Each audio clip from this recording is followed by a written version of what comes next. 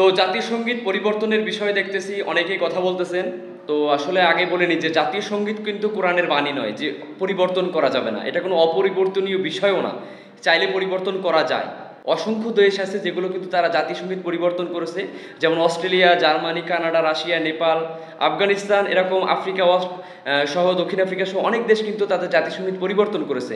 So আমার সোনার বাংলা যেটা রচিত হয়েছিল সেটা কিন্তু রবীন্দ্রনাথ ঠাকুর 1905 সালে বঙ্গভঙ্গ রদ করতেই এই সঙ্গীত মানে তিনি কিন্তু লিখেছিলেন। এটা আমাদের প্রদেশের বিপক্ষে ছিল। রবি ঠাকুর মৃত্যুবরণ করেন আমরা সকলে জানি 1941 সালে। উনি 1861 সালে জন্মগ্রহণ করেন, 1941 সালে মৃত্যুবরণ করেন। আর বাংলাদেশ স্বাধীন হয় 1971 সালে।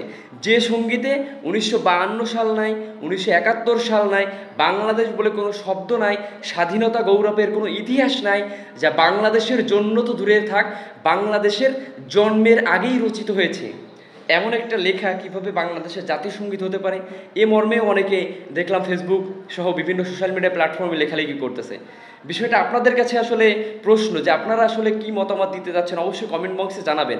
অনেকে বলতেছে যে প্রিন্স মাহমুদ স্যারের লেখা যেটা বাংলাদেশ আমার সোনার বাংলা, এই গানটাকে অনেকে সাজেস্ট করতেছেন, অনেকে আছে ধনধান্যে পুষ্পে ভরা, বিভিন্ন এক একজন এক একটা গানকে জাতিসঙ্গীত হিসেবে দেখতে চাচ্ছেন বা জাতিসঙ্গীত হিসেবে যেন করা হয় সে মর্মে মন্তব্য করতেছেন। তো আপনাদের যারা দেখতেছেন ভিডিওটা তাদের মন্তব্য কি অবশ্যই কমেন্ট বক্সে জানিয়ে যাবেন যে আসলে জাতীয় সঙ্গীত পরিবর্তন করা জরুরি কিনা, বা পরিবর্তন করা আদৌ হবে কিনা, বা হলে কোন গানটা হওয়া উচিত, অবশ্যই কমেন্ট বক্সে জানিয়ে যাবেন।